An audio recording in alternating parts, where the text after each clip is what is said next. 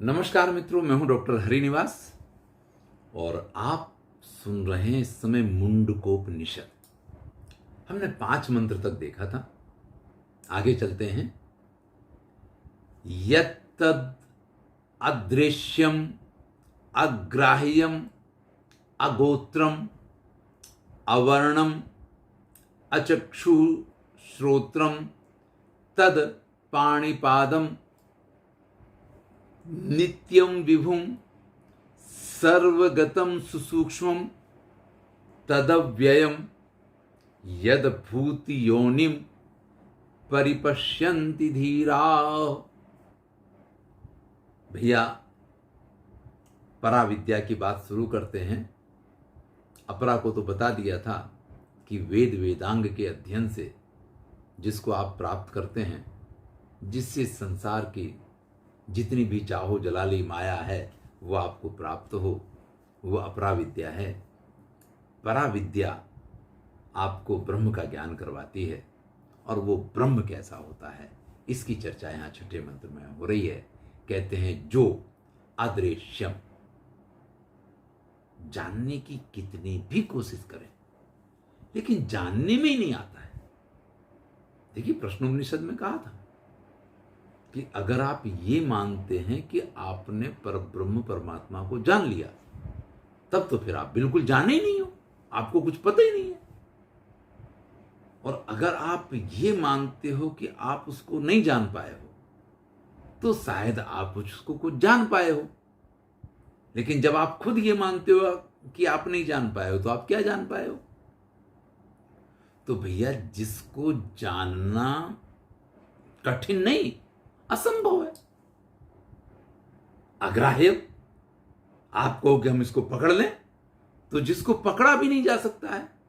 अगोत्रम, जिसका कोई गोत्र, कोई जाति, कोई नाम, कोई वर्ण कुछ है ही नहीं, अवर्ण। जिसका कोई रंग नहीं है, जिसका कोई रूप नहीं है, कोई आकृति नहीं। अचक्षु, अब आकृति नहीं है तो आंखों से आप उसको देख भी नहीं सकते हैं। अश्रोत्रम, अरे भाई, सुन के भी उसको नहीं समझा जा सकता है। क्योंकि अगर किसी का कोई रंग हो, कोई रूप हो, कोई गोत्र हो, किसी ने उसको देखा हो, तो उसके बारे में कुछ कहा जा सकता है। अगर कुछ कहा जा सकता तब तो आपके कान कुछ सुन के समझेंगे जिसके बारे में। तो ब्रह्म की बात कर रहे हैं कि जिसको जाना नहीं जा सकता है, जिसको पकड़ा नहीं जा सकता है, जिसका कोई गोत्र नहीं है, जिसका कोई वर्ण नहीं है, जिसका कोई रंग, कोई आकृति नहीं है, आंखों से जिसको देखा नहीं जा सकता, कानों से जिसके बारे में सुन के जाना नहीं जा सकता है। अपाणिपादम, जिसके खुद के कोई पैर नहीं है, जिसके खुद के हाथ नहीं है। दूसरी तरीके से भी हम बात कर सकते हैं। बिनु पग चलई सुनई बिनु काना और कर विधि कर्म करहि विधि नाना। भैया, ये उस पर ब्रह्म की बात चल रही है कि जिसके ना आंख है, ना कान है, ना हाथ है, ना पैर हैं, जिसका कोई रंग नहीं, जिसका कोई वर्ण नहीं, जिसकी कोई आकृति नहीं, जिसको जाना नहीं जा सकता है, जिसको पकड़ा नहीं जा सकता है। फिर भी जो नित्य है, जो विभु यानी सर्वत्र व्याप्त है, सर्वगतम, सर्व के अंदर विद्यमान है, सुसूक्ष्मम, यानी हम तो कहते हैं कि सबसे छोटी चींटी है, लेकिन भैया चींटी से भी छोटे बहुत सारे ऐसे जंतु हैं जिनके अंदर भी यही परमात्मा तत्व होता है। तो सुसूक्ष्मम तद अव्ययम, जो अव्यय है, अव्यय यानी जो नहीं बदलता है। जीरो में जीरो प्लस करो तो जीरो, जीरो में से जीरो माइनस करो तो जीरो, जीरो में जीरो का भागाकार करो तो जीरो, और जीरो को जीरो से गुणाकार करो तो जीरो। यानी जिसमें कोई चेंज नहीं आता, जिसमें कोई परिवर्तन नहीं आता है, जो अविनाशी है। यद भूत योनिम परिपश्यन्ति, समस्त भूत और योनि, सभी प्राणियों का जो मूल कारण है, योनि उनका जन्मदाता है। इस संसार में जो भी आपको दिखता है, जहां दिखता है, जैसा दिखता है, जिस रूप में, जिस रंग में, जिस आकृति में, उन सब का जन्मदाता एकमात्र जो तत्व है, कौन सा? जिसको हम देख नहीं सकते हैं, जिसको हम समझ भी नहीं सकते हैं, जिसके खुद के ना आंख हैं, ना कान हैं, ना पैर हैं, लेकिन फिर भी जो नित्य है, जो सर्वव्यापी है, जो सर्वत्र विद्यमान है, जो सूक्ष्म से सूक्ष्म है, फिर भी जो परिवर्तनशील नहीं है। अब बताइए भैया, हाथी में भी आत्मा है और चींटी से भी छोटा जो जीव है उसमें भी वो आत्मा है। अब हाथी में कितनी बड़ी आत्मा होगी, उस छोटे से जीव में कितनी बड़ी आत्मा होगी। हम तो विचार करें तो पागल हो जाएं कि भैया ये कैसे। और फिर कहा क्या कि तदव्यय, वो अव्यय है, न बढ़ता है न घटता है। तो छोटी सी चींटी में भी और हाथी में भी वही आत्मा, उसकी साइज क्या है कि भैया कुछ नहीं समझ में आता है। जो धैर्यशाली लोग होते हैं वो इस पर ब्रह्म परमात्मा को इस परिपूर्ण रूप में देखते हैं। परिपूर्ण रूप क्या है? जो सर्वत्र है, सब जगह, सब में, सूक्ष्म से सूक्ष्म स्वरूप वाला है। इस रूप में जिसको जानते हैं, उस पर ब्रह्म परमात्मा को जानने की विद्या का नाम है पराविद्या। यथोर्णनाभि सृजते गृह्यते च, यथा पृथिव्याम औषधया संभवन्ति, यथा सतः पुरुषात् केश लोमानि, तथा क्षरा संभवन्ति ही विश्वम। भैया जैसे मकड़ी जो है ना, वो अपने जाले को अपने अंदर से निकालती भी है और फिर खुद ही उस जाले को अपने अंदर भी ले लेती है। यथा उर्णनाभि, उर्ण यानी जो जाला होता है, वो जिसकी नाभि में, जिसके अंदर विद्यमान है, यानी मकड़ी। मकड़ी को उर्णनाभि भी कहते हैं। तो जैसे एक मकड़ी जाले को सृजते यानी बनाती भी है और गृह्णते जरूर पड़ने पे उसको अपने अंदर समेट भी लेती है, जैसे इस पृथ्वी पे तरह तरह की औषधियां जन्म भी लेती हैं और काले काले छिद्यते रुह्यते जा, अपने आप समाप्त हो जाती हैं, फिर उगती हैं, फिर समाप्त होती रहती हैं।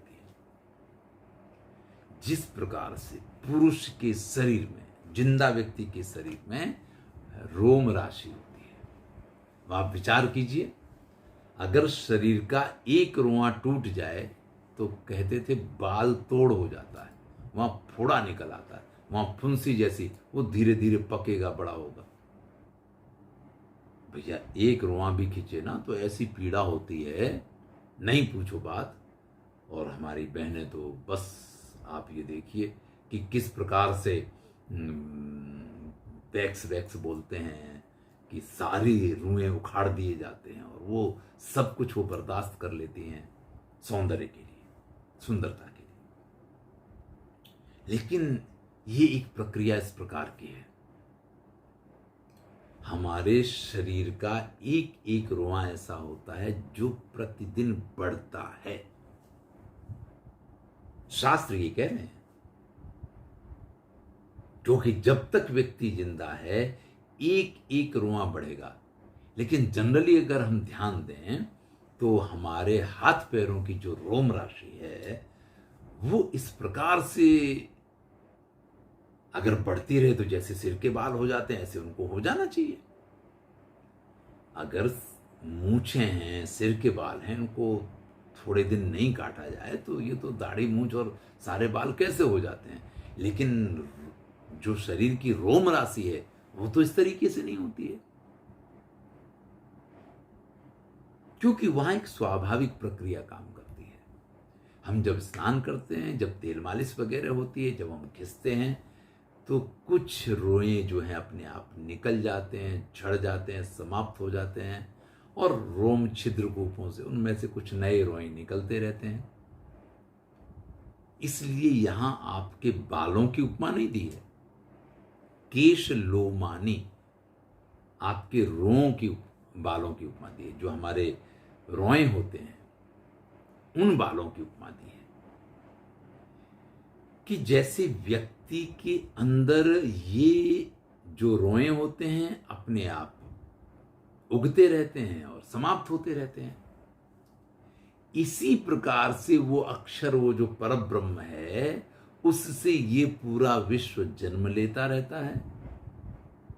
आप ये कल्पना कीजिए कि वो जो परब्रह्म परमात्मा जो अखिल ब्रह्मांड का नायक है ना, जैसे हमारे शरीर का एक एक रोआ है ना, इस प्रकार से उसकी एक एक सृष्टि है। कहीं तो ऐसा भी उल्लेख पाया जाता है।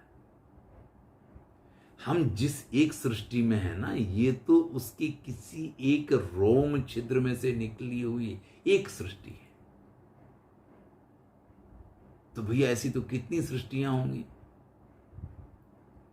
तो यहां पे बात करते हैं कि जैसे मकड़ी अपने जाले को बनाती भी है और समेट भी लेती है, पृथ्वी पे औषधियां जैसे जन्म भी लेती हैं और फिर उसी में समाहित हो जाती हैं और फिर जन्म लेती हैं, जैसे जिंदा मनुष्य के शरीर की रोम राशि घटती है, बढ़ती है, उगती है और समाप्त होती रहती है, इसी प्रकार से उस अक्षर ब्रह्म में से इस सृष्टि का जन्म होता है, इस विश्व का जन्म होता है और उसी में ये विश्व समाहित भी होता रहता है। अब आप विचार कीजिए कि अगर कहीं एक ही प्रक्रिया हो कि जन्म तो होगा, मृत्यु नहीं होगी, तो इस संसार की दशा क्या हो। कहीं यही हो कि नहीं, मृत्यु होगी, जन्म नहीं होगा, तब भी भैया बड़ी मुश्किल हो जाए। इसलिए बड़ा बैलेंस रखने के लिए इसी प्रकार की प्रक्रिया ये बनाई गई है। सतयुग में कहते हैं कि व्यक्ति का आयुष्य बहुत लंबा था। क्यों लंबा था? क्योंकि लोग कम थे, तो लंबे समय तक जिएंगे तो चल जाएगा। लेकिन जैसे जैसे कलयुग आया तो उन्होंने कहा कि आयुष्य ही 100 साल का रह गया, और 100 साल जिया उससे तो कहते कि सेंचुरी मारी भैया इसने, तो जल्दी जल्दी उससे भी जल्दी लोग चले जाते हैं।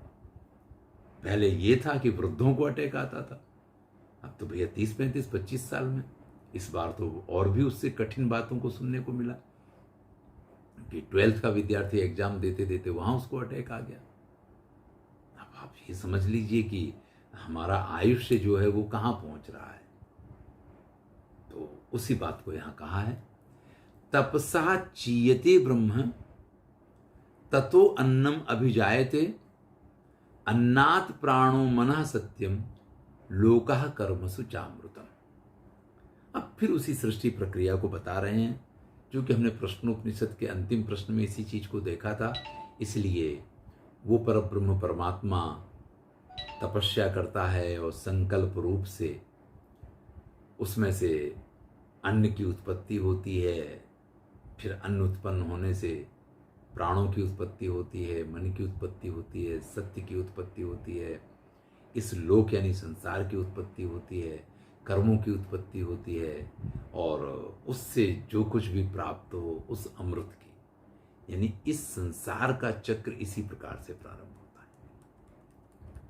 यानी उस परब्रह्म परमात्मा ने ऐसा नहीं है कि सीधा एकदम से इतनी जनसंख्या वाला भारत देश पृथ्वी पे उतार दिया, नहीं नहीं नहीं, धीरे धीरे धीरे ये सृष्टि की प्रक्रिया। इसीलिए तो इतिहासकार पढ़ते हैं हजारों साल पहले ऐसा था, लाखों साल पहले ऐसा था। कुछ वैज्ञानिक, कुछ पुरातत्वविद जो हैं वो किसी एक पत्थर को देखेंगे और फिर कहेंगे अरे ये तो इतने हजारों साल पुराना है? इतने साल पहले पृथ्वी जो है वो सूर्य से अलग होकर के और इसका अस्तित्व आया था। ये सारी चर्चाएं आप पढ़ते हैं। यह सर्वज्ञा सर्वविद्यस्य ज्ञानमयम तपः तस्माद एतत् ब्रह्म नाम रूप अन्नम च जायते।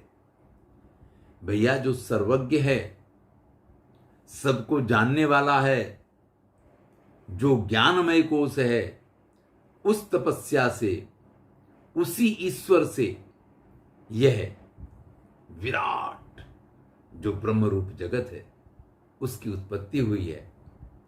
नाम, रूप, अन्न यानी भोजन, उसी से ये सब कुछ जन्मा है। कहते हैं ना कि एको अहम बहुश्यामा, मैं अकेला हूं। फिर ईश्वर की ऐसी इच्छा हुई, सृष्टि की प्रक्रिया के बारे में पुराणों में जो पाया जाता है, और फिर उसने इस सृष्टि का प्रारंभ किया। तो सृष्टि का प्रारंभ कैसे हुआ है, थोड़ा आगे पीछे बात सभी पुराण हों, उपनिषद हों, सब जगह पे इसी प्रकार से की गई है। तो यहाँ जिसके द्वारा ये समस्त सृष्टि का जन्म हुआ है, जो इस समस्त सृष्टि का पालक है, संहारक है, जन्म देने वाला है, या जिससे ये सृष्टि है, या इस सृष्टि में सर्वत्र जो विद्यमान है, बस वही वो तत्व है कि जिसको आप पराविद्या के द्वारा जानेंगे। इस बात को यहां कहा है। यहां आकर के ये मुंडकोपनिषद का प्रथम मुंडक का जो प्रथम खंड है वो पूर्ण होता है। दूसरे खंड में हम अपराविद्या की बात करेंगे और उसको हम अगले वीडियो में देखेंगे। मैं हूं डॉक्टर हरिनिवास। मुझे लगता तो नहीं है कि आपको बहुत अधिक आनंद आ रहा है। जो निश्चित श्रोता हैं उनकी बात अलग है, क्योंकि ये सबके लिए है ही नहीं, सबको समझ में आए ऐसा विषय नहीं है। और बार बार यही लगता है कि जो पहले कहा गया उसी का फिर से रिपीटेशन हो रहा है। तो बार बार आप एक ही बात को कहें तो वैराग्य शतक में भी वो होता है और उपनिषदों में भी वही चलता है। तो फिर इसका अर्थ क्या है? लेकिन फिर भी चूंकि ये एक हमारा जिसको कहें कि धरोहर है, और मेरा लक्ष्य एक लाइब्रेरी बनाना है, इसलिए इन सबको आपका सहयोग मिल रहा है, इसलिए थोड़ी प्रेरणा मिलती रहती है। आगे बढ़ाते रहेंगे। धन्यवाद।